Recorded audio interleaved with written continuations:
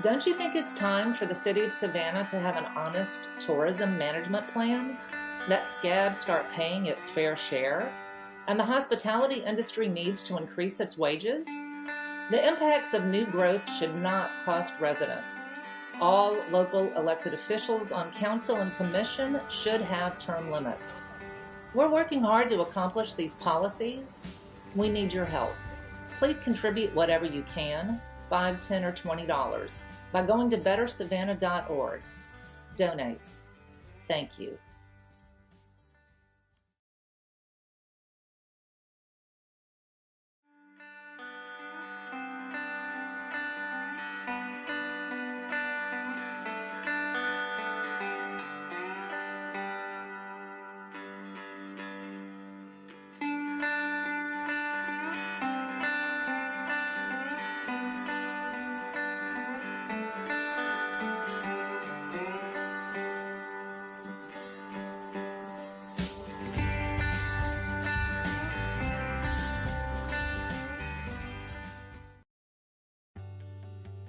I think there are people who truly want to make informed decisions. This is a Black neighborhood. This is a very historic Black neighborhood. We always push everything, whether it's a homeless shelter, whether it's industrial uses, whether it's an interstate, onto Black neighborhoods. That is astounding to me.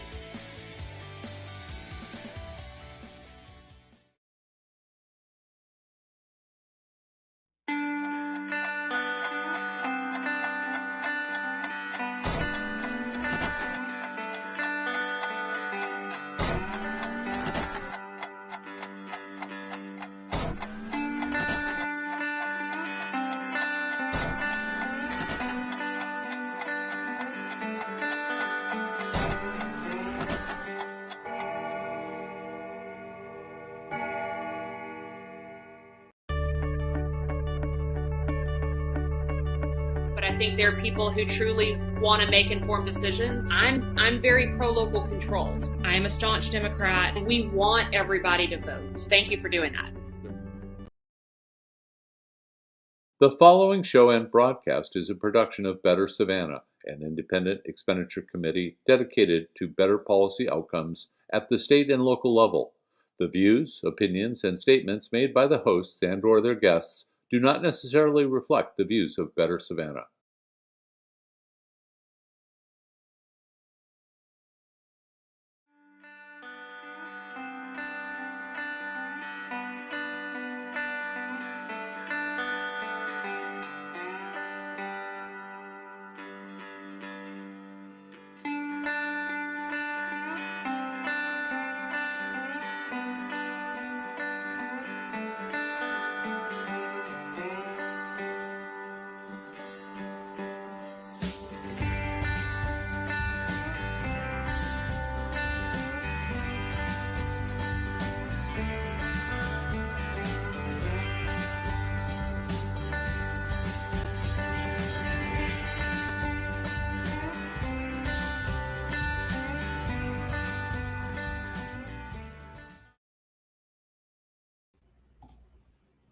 What's up, everybody? It's Chuck. It's Thursday, May 12th. We are just about 12 days outside of the May 24th primary elections. It's a lot going on, and I wanted to just come on before I play this pre-recorded interview we did earlier in the week and just kind of, remark that I know that this is not something that you may consider John and I experts in. Lord knows we do not consider ourselves experts in. But this issue of women's right to privacy, reproductive rights, however you want to frame it, is now going to become one of the most important, if not the, defining issues in a lot of the elections, especially in the fall of this year. So our guest this week was Melita Easters. We're very happy to have her. She is the founder and executive director of Georgia's Win List, which is the premier organization that elects pro-choice women to office. And as we know, those are mostly Democrats these days. So just wanted to come on and thank everybody for joining the live stream. Go to bettersavannah.org or to georgiawinlist.com and donate anything you can do to help close out these primary elections strong is most welcome. The leak. Okay, well, just talk about the leaked the SCOTUS opinion. So the leaked Supreme Court opinion, the Alito draft from February, makes all state legislative races for House and Senate far more important for all women and all of the men who care about the women in their lives, because all of a sudden a candidate's views on reproductive freedom and choice, medical autonomy for women, jumps over many other issues on a list of things you consider about a candidate. Because for almost 5 decades, Roe v. Wade has been the law of the land. And now that we look at what a world without Roe v. Wade might be like, then all of a sudden this issue takes on a bigger and larger importance for the lives of women. For those of you just picking this up, for whether I post this in the group early or when this premieres later on this week, our guest this week is Melita Easters. She's the founder and executive director of Georgia's Win List, which is the premier organization that elects Democratic pro-choice women in the state of Georgia. You have a long history, in this state of political, fundraising. You're in the media. People can regularly see you on the Georgia Gang, which is probably one of the more popular political kind of talk it out, hash it out shows here in Georgia. I want to just start off kind of where you started in your political career in Georgia versus where we are now, because I kind of feel that it's almost like a full circle to where we are today, kind of from starting the Win List, the Georgia Win List, and where you were decades ago to where things are now. Well, I first became interested in politics as a young child when the swimming pool in my hometown of Lenox, Georgia, population 623, was dedicated.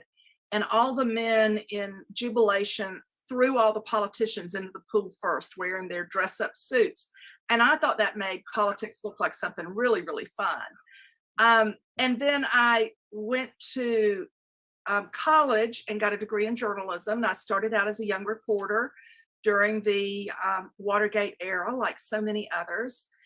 I switched over, I guess, to political journalism fully when I was a producer of The Lawmakers on public television in the 1980s for about 8 years.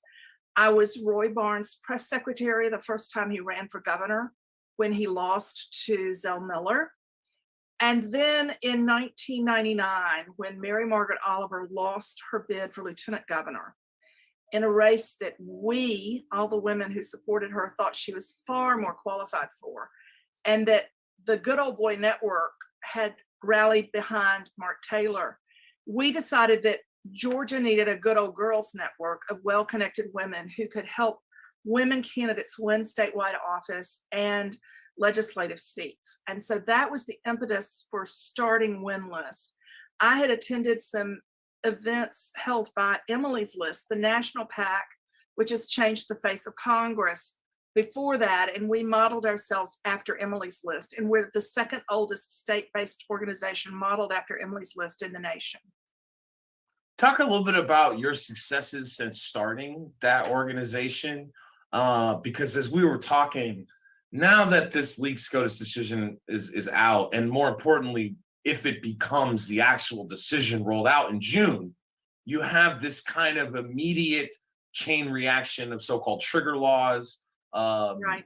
I don't think Georgia has one of the more stringent trigger ones, but well, we don't have it. Georgia does not have a trigger law.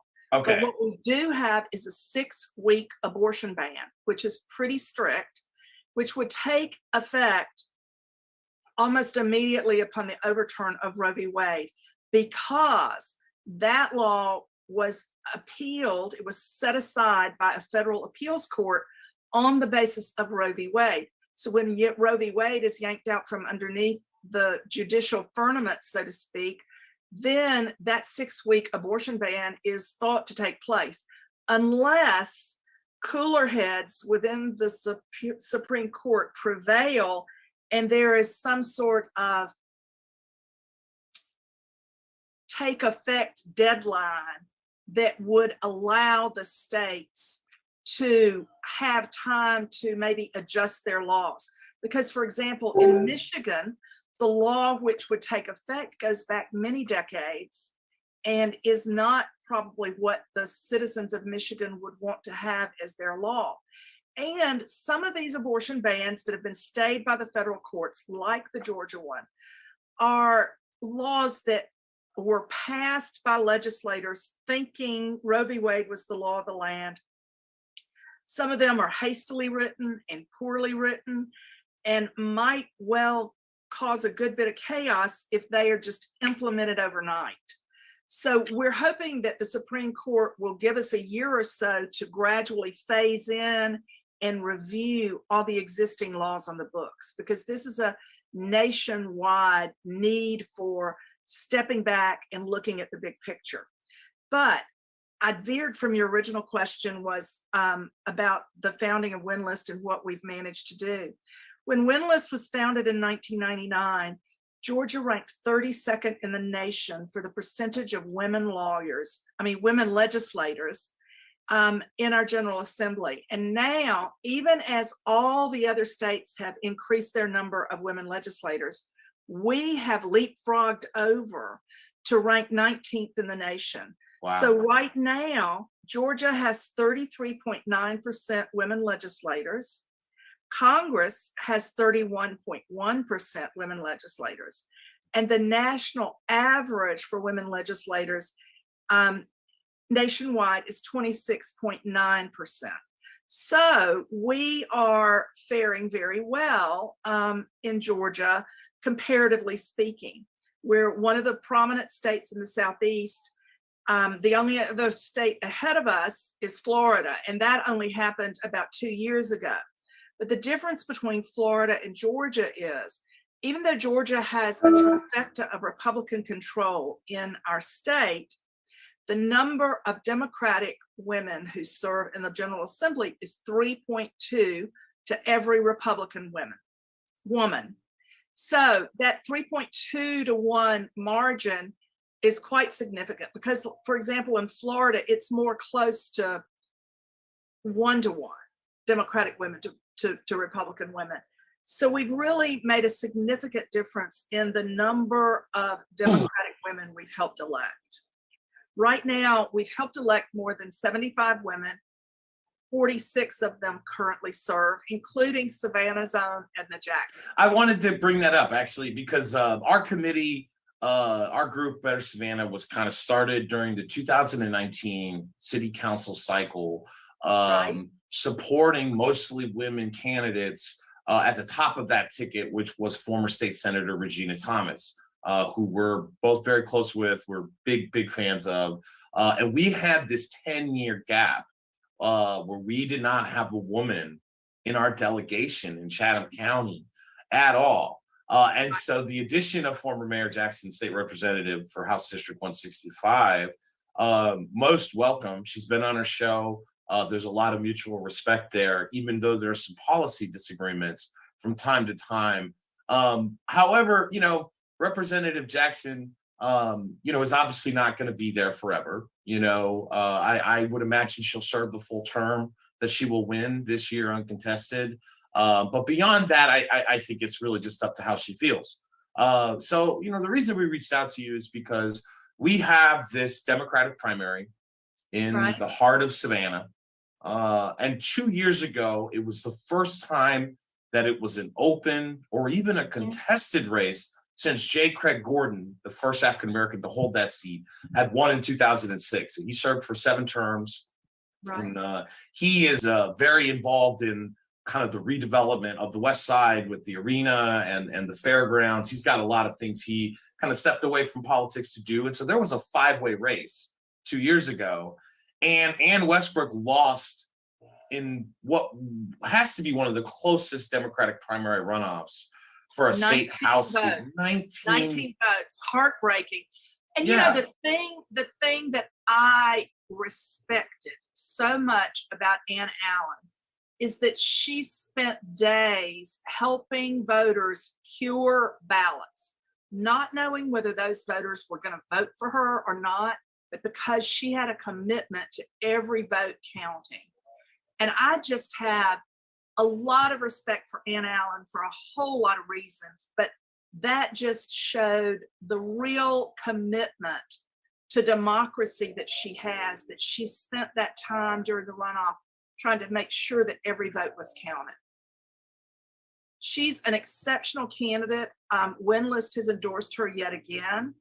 She's a smart woman. I love the fact that she and our endorsed Attorney General candidate, Jen Jordan, were moot court teammates when they were at UGA Law. I also appreciate her active role for gun safety. And I appreciate the fact that she is just so eloquent and well-spoken, and she will be a really welcome addition to the women in the caucus, and she will be an eloquent spokesperson for every issue she ends up being asked to talk about.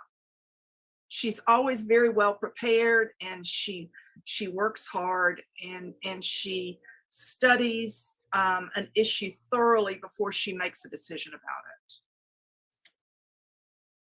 It's a great endorsement. Absolutely. John, do you have any questions? I have more if you don't, but I just wanted to give you a chance to jump in here. Keep going, Chuck. It's okay. I want to ask you, Melita. Well, let me ask you go something. ahead. I mean, go ahead. Is the leaf blower that's outside my window is irritating to you all? I mean, is it picking up? We can barely hear it. It's not a big deal. Okay. Well, then I'm going to quit worrying about that and just keep talking. Yeah, it's not the loudest. Although our friend Jim Maricus, who co-founded the Savannah, I'm sure would have a field day with that one. But that's just an insider joke for our local audience here. I want to go back to how you said that if this Supreme Court decision is rolled out in June, almost immediately we've got this 6-week ban. And, this primary is featuring 2 Democratic women who are both pro-choice. But I want to just get a chance for you, somebody who is on the front lines of this issue for many, many years, to describe the political and legal talents of a candidate like Anne Allen Westbrook and what she brings to the caucus immediately, whereas, maybe 2 years ago, I mean, we've seen Derek Malo, who did barely win that election. He's gone on and had a relatively successful first term. He is running for the state Senate, in which he is a front runner. I mean, but that's not where we were on this issue 2 years ago, right? This Roe v. Wade, abortion access, abortion rights, privacy rights, however you want to frame it, was not front and center 2 years ago as much as it is going to be moving forward. And so having a lawyer, legislator, a law dog, as we call them, UGA law grads here, into the caucus, what kind of value does that bring for the coming fight that's going to be in the legislature, soon? Well, there are fewer and fewer lawyers in the General Assembly, and there are fewer and fewer women lawyers in the General Assembly. And so the fact that Anne Allen is an accomplished attorney would probably guarantee her a slot on the Judiciary Committee, which is a powerful appointment. The breadth of her legal experience would be a great asset to the Democratic caucus. The other thing is, in her gun safety advocacy, she's met with and talked to and developed close friendships with many of the mothers of crime victims and gun shootings. And she has such a big empathetic heart for those issues. And she will make a very eloquent spokesperson for the victims of crimes in a way that I'm not sure any other legislator can bring to the table. And you have to look at the broad range of who serves in the General Assembly and what each person brings. And Anne would greatly add to the rich tapestry of representation and bring some really smart threads of wisdom. Absolutely. You are obviously, like I've said, a long time, some would call it political operative, now that this issue is going to take center stage, if you'd asked me, 3 weeks ago, where's Georgia's elections going to end in November, I would have said, I think Stacey would pull it off this time, be very close still. Warnock would be a tougher one, I think, given the National Democratic Party and the president's approval ratings. And that the down ticket statewide, and certainly picking up the House of Representatives in the Georgia General Assembly, were probably off the table. I would have said that a couple of weeks ago.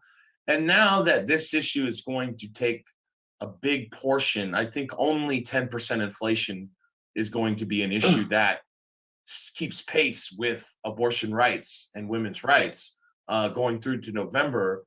Where do you think this leaves our ability to gain a bigger share of the vote and gain more seats of power, whether they're the statewide races or, like I said, specifically, I view as the Georgia House is in play in the next couple of cycles, obviously, and that's going to be key for folks like Anne Allen Westbrook to really not just be a leading voice on the Judiciary Committee, but be a ranking member and be a majority party member, which is going to give the ability to write real legislation.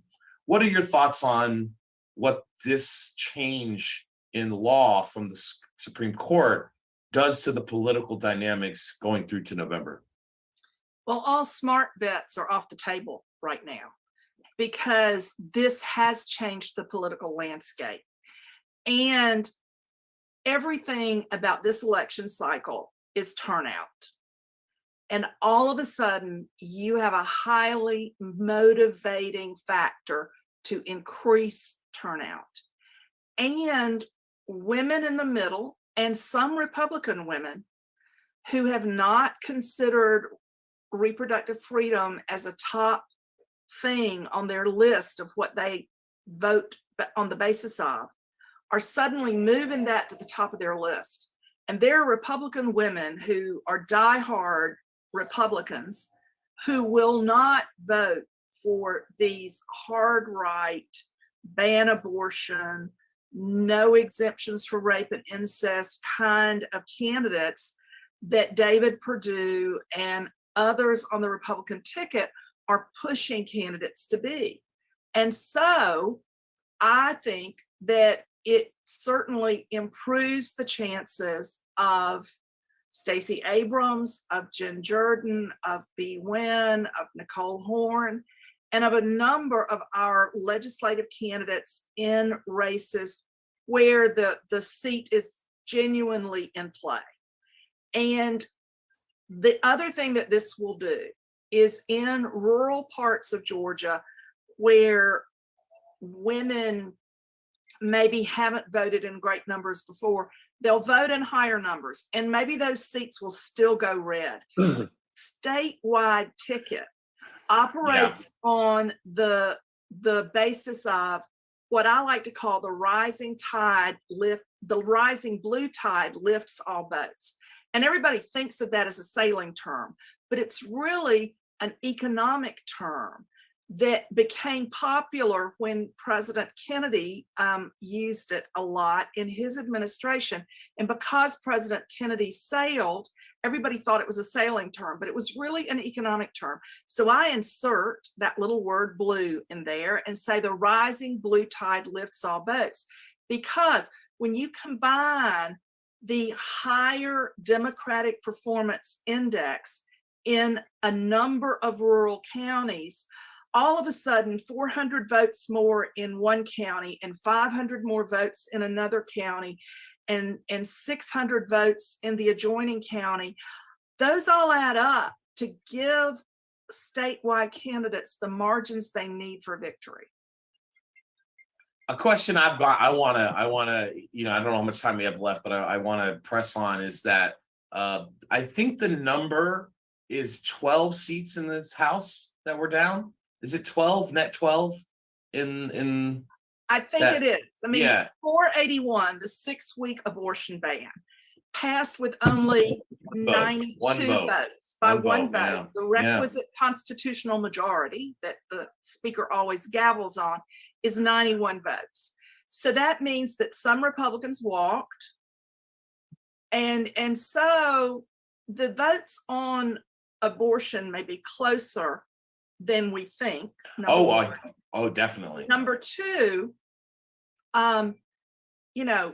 David Perdue and others are trying to push Brian Kemp into calling a special session to ban abortion altogether.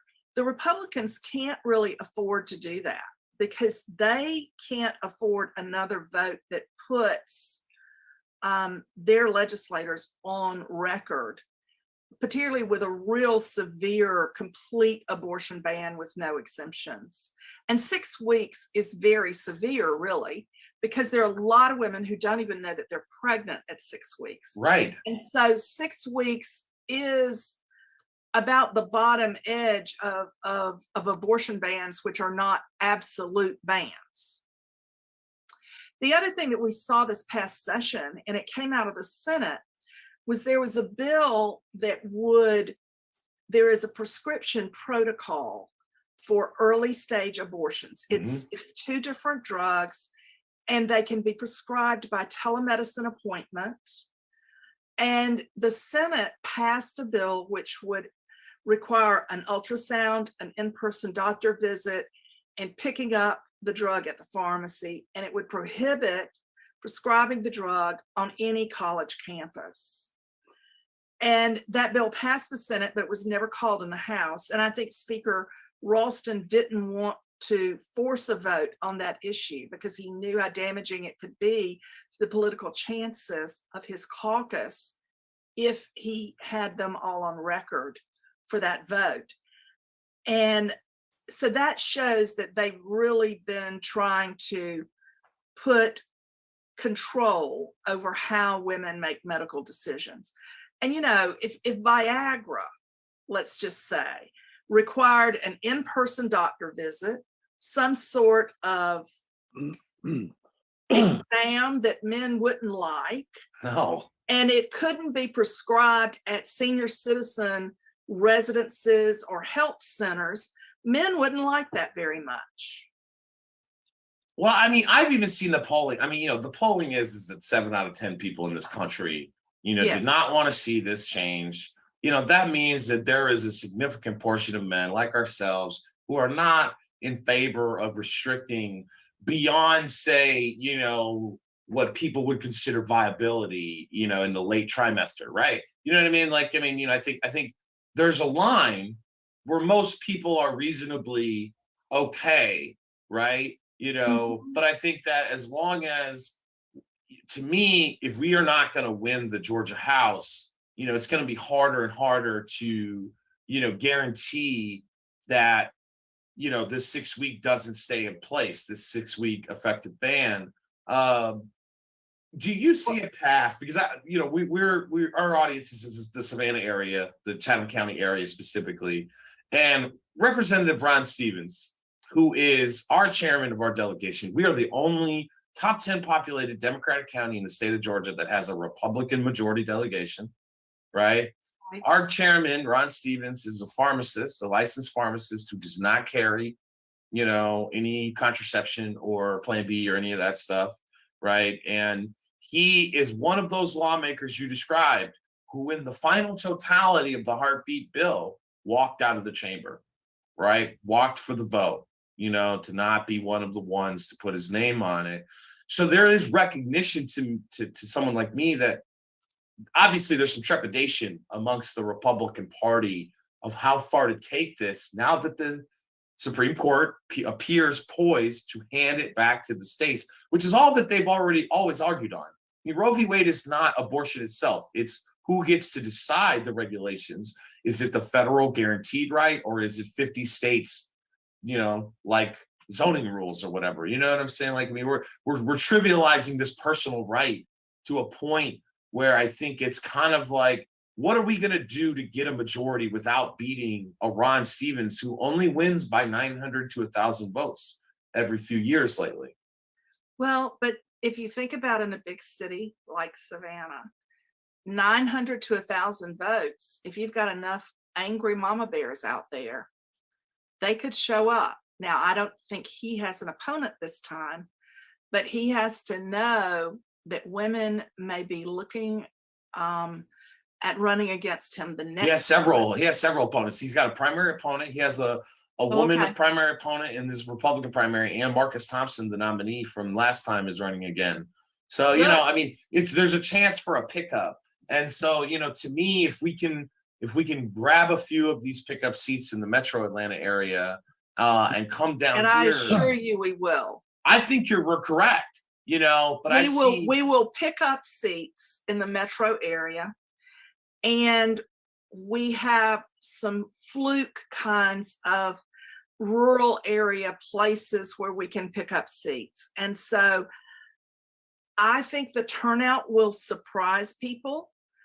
And the thing is, as I've always said about gerrymandering, is one of the reasons they couldn't gerrymander more districts last fall is because the demographics of Georgia are changing so rapidly, and the demographics do not support this far-right Republican agenda. So the only thing they can really sell is fear. The fear of transgender athletes in sports, the fear of various kinds of gradations of fearing the other is what that right-wing voter fraud, right? Yes. And that doesn't play. And the other thing is that the people of faith have allowed the right-wing agenda to push themselves out of the picture. My Episcopalian priest received sustained applause, which is not something Episcopalians usually do after a sermon, when she delivered her Mother's Day sermon and gave her thoughts on this Roe v. Wade decision. Now, and she's the first rector of this very old Episcopal church in Atlanta. Her partner is the former communications director of Planned Parenthood Federation of America out of New York. And so you can imagine that the two of them have very strong, very liberal views. But I was amazed at the sustained applause she received. And Senator Warnock, the Reverend Senator Warnock, his sermon at Ebenezer Church on Sunday also touched on abortion. And so people of faith who believe that a woman should have some autonomy over her medical decisions are beginning to understand that they must speak up. John, you are a child of kind of the revolution, and your mother, who I know you just wrote a good post yesterday about your mom, was a leading, successful woman early in real estate in the early days in California when not many women were. As someone from your generation, because I mean I'm in my mid 30s, so like my generation has grown up without this ever really being a realistic possibility of being rolled back until now. You kind of came from both sides of it, so to speak. What do you think about this issue, John?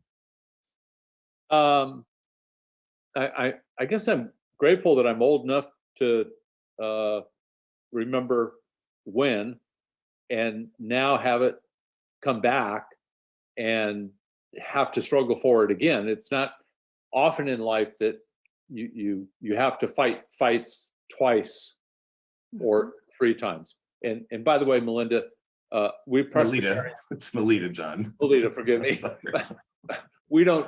We Presbyterians don't clap a whole lot either. So I understand where you're coming from. The 60s was a fabulous time to be an adolescent, because the whole world, we thought the world was always in turmoil, and that revolution was just something that every generation does. But it's only through the prism of time now that I can look back, 5-6 decades and say, wow, that really was a unique place in time. And so here we are again in this Trumponian, post-Trumponian world, and it's like a reemerging again, like the Vietnam War. It's something that would never end, never go away, never stop. So yeah, that's the benefit of age. Hey, the one thing I would love Ms. Easter to tell us is again why the win list is endorsing Anne Allen. Yeah, because that makes a great soundbite for us. absolutely. We love sound bites. Well, Anne Allen Westbrook is wonderfully well qualified to be a state representative. She has been an advocate in the community. She is an eloquent voice on a number of issues. She will be a great advocate for women's reproductive freedom, for laws which improve gun safety measures in Georgia, and she will represent the citizens of Savannah very well.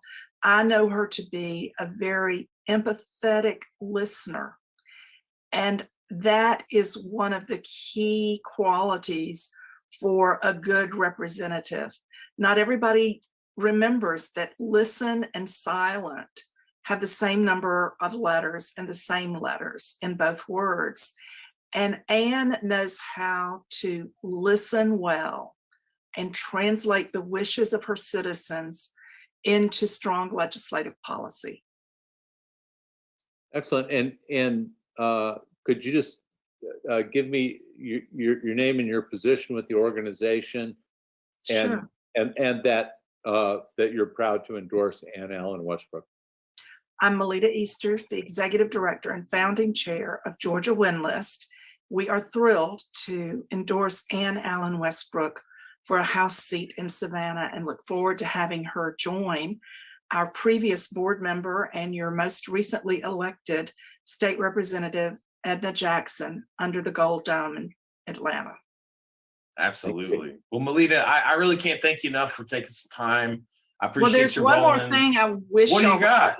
would say. Please go ahead. What else do you want to say? And that is that the thing is, this leaked opinion on the Roe v. Wade decision opens the door for the Supreme Court to roll back all kinds of other advances for gay marriage, for the privacy of sexual conduct behind closed doors. It leaves room for states in their wish to move towards a religious tyranny to impose restrictions on contraception, to impose restrictions on in vitro fertilization. And so this leaked opinion opens a can of worms unlike anything our American judicial system has seen before. You're right. I mean, you're 100% right. I mean, Loving v. Virginia. I mean, there's so many different cases that rely on the right to privacy that appears to be being struck down. Well, I mean, Clarence Thomas's own marriage might not be legal anymore. Right. Another native of Savannah. You're correct. I mean, it's very much astounding the logic being used and the freedom for different states to go in wildly different directions in this modern age is very antiquated for the times. Obviously, we know that the federal level Democrats will continue to fight on this. We are kind of like you guys at Wins List. We're a state and local organization. So we're gonna focus the fight in this area on what the response needs to be at the state level when and if this leak does come to fruition. But like I said, just I really can't. I know you're a very busy person. You're very sought after for comments and political things around the state, and to take some time out to discuss our mutual friend Anne Allen Westbrook, who is running in the primary for Georgia's House District 163, that we are all supportive of, to get out there. Early voting is underway, and this week is the Sunday early voting for Chatham County upcoming. So big week for statewide, and turnout looks pretty strong. So, I think we'll continue to go. Again, I can't thank you enough, Melita. Thank you so much. Thanks so much for coming by. Thank you. No problem. Appreciate y'all having me on the program. Yes, All right. ma'am.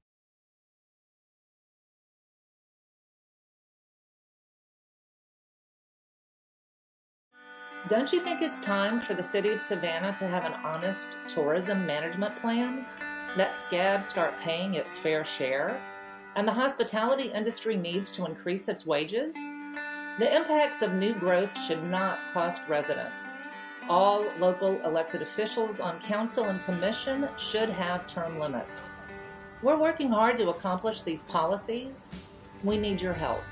Please contribute whatever you can, $5, $10, or $20, by going to bettersavannah.org. Donate. Thank you.